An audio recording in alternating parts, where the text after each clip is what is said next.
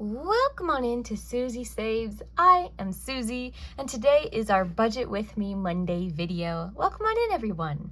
If you're new here, hello, my name is Susie. We are a dual income household of me and my husband, and we do weekly cash stuffing, budgeting. That's what we do. We get paid weekly, so we budget weekly. Not everyone will do that. Some people think that's like a lot of work, but I love budgeting, so I'm very happy to do it every week. It is the last income for July. Technically, we get paid on Fridays, so the next one will be August 1st, I think. Pretty sure. So let's jump on into it. I did not work a full week last week because we had a day off. So my income was only $500. And then my husband, he is salary, so he always makes the same amount. So he made $950. So that gives us, for this week, $1,450 to spend. Let's talk about how we're going to spend it. So first we have our non-variable expenses. These are things that are the same every week. This is our rent for us and our internet. Rent is $800 a month, which divided by 4 weeks will give us $200 to budget towards that. Our internet is $91, so divided by the 4 weeks is $23. We always round up because I don't deal with change. All my change goes in my change jar. After that, we have our variable expenses. These are things that you do have to buy, but you don't actually know how much they're going to cost, which might seem silly, but I'll give you the examples that we have. So, groceries. The prices at the store change all the time. We have a budget for this of $60, which means that's our top, right? The most we could spend at the grocery store is $60. For gas, gas prices change all the time. Normally my car is less than $50 and my husband's is less than $50. So those are the caps, and we give ourselves each $50, which is $100 in total. Miscellaneous gets $30. I have been debating getting rid or lowering the miscellaneous category. I have not yet, but we have not been spending it, which has been great. But sometimes things pop up. Oh, I'm gonna head over to my mom's house this weekend. She asked me to pick up a thing at the store on the way. That money is there for that, or if you forget about something coming up or anything like that. So dining gets $50. This is normally a single date night out per week for us, but we haven't been going out as much, so we haven't really been spending that money.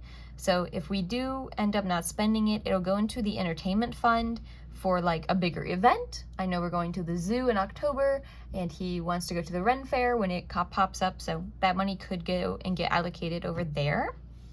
After that, we have subscriptions. We have a Netflix subscription and a YouTube Premium subscription. Both of these are $20 a month, which is $5 a week.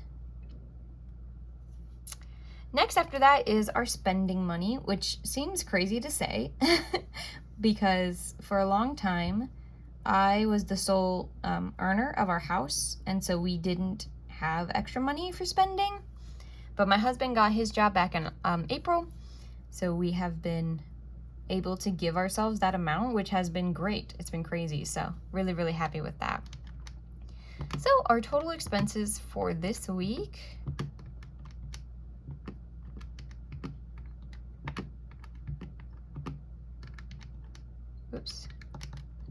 is $573. Perfect. I'm not upset with that amount. We're going to skip savings for now because that is where I put all the rest of the money. The other money that we budget is the sinking funds. These are large denomination funds that help feed things throughout the year or for an event. So, for instance, one of my funds is car maintenance. So throughout the year, you need oil changes, tire rotations, hopefully nothing worse than that, but sometimes headlights go out, breaks go out and you'll need money for that. So I put $10 a week towards this fund, whether I use it or not. And then over time it builds. And then when I need to spend $30, $40, whatever, on whatever, I can do that. Currently, I need windshield wipers, but I'm being lazy about getting to that. But yes, so highly recommend sinking funds. They are fantastic. Other than car maintenance, I have car insurance and phone bill. These are more like target date funds. So I don't pay. So first off, these are only mine.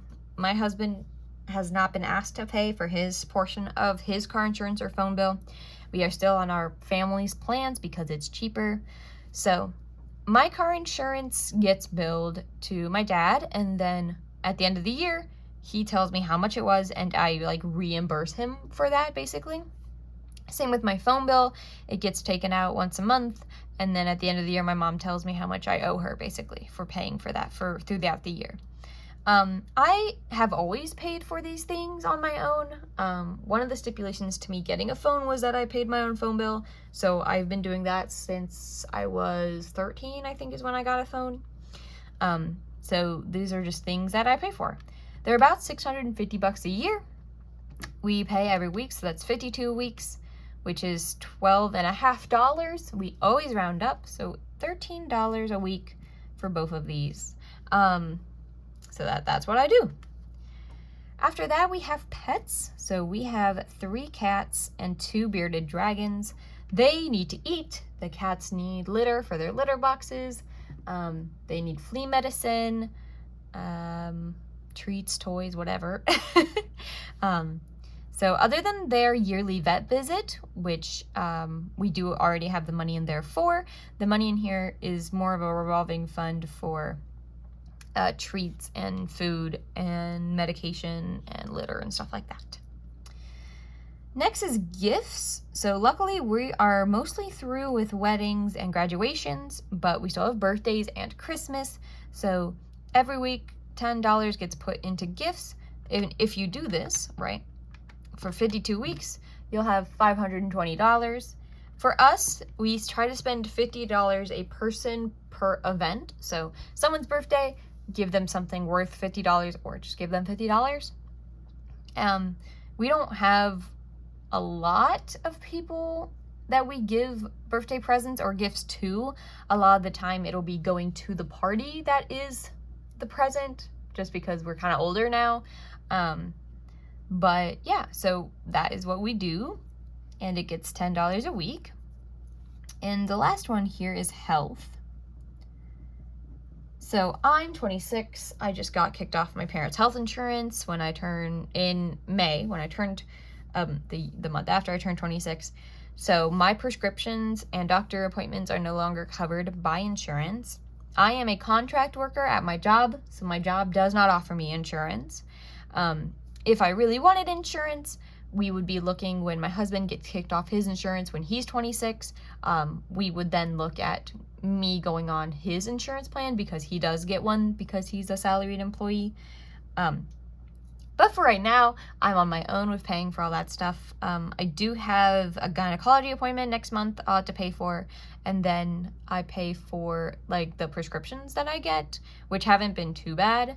Other than that, my husband still on his parents' health insurance. He would have to have a high deductible health insurance plan when we go there because he gets chemotherapy. But they had decided to stop paying for his quote-unquote administrative fees. It's $50 a month. I don't know what all that is not covering, but we have upped our health to $20 a week to be able to pay for part of my prescriptions, and then that $50 for his administrative fees. So that means that the sinking funds are $76 this week, which is fine by me. We do not have any debt. We worked really, really hard to not have any debt, so you don't need to worry about debt payments or anything like that.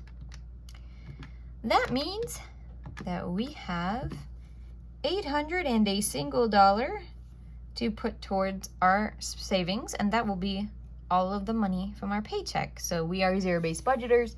This is what that means, is that every dollar we get, we put towards something. So in our savings, we have a checking account buffer. This is in case the phone bill is high or the internet bill is high one week, or there's any kind of ATM fee or withdrawal fees that happen if we use the card somewhere. We just put a little bit of money into this account to make sure that the buffer is up in case of those things. Next is we have both of our Roth IRAs. This is our next goal we're gonna hit, is filling these fully. The cap for these is $7,000 this year. I'm about halfway, my husband's about a third of the way. So we'll be putting some stuff into there. We also have a money management stock account, which is non-retirement, just in regular stocks. I got a raise back in October of 3%, and that money goes into there. And then last but not least is our regular savings account. Currently, we're putting a lot of money in here because we are collecting a house down payment. But there are some things up in the air where we may or may not end up buying the house. And if we don't, we would move that into an investment account. So $200 is going towards me and my husband's Roth IRAs. The stock account gets $25. That is what that raise was for me per week.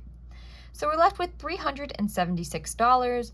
I do not deal with anything other than 5 and 0, so we're going to go ahead and put $1 towards the buffer. And now it's a nice round number, and we're going to make it $375 into our savings.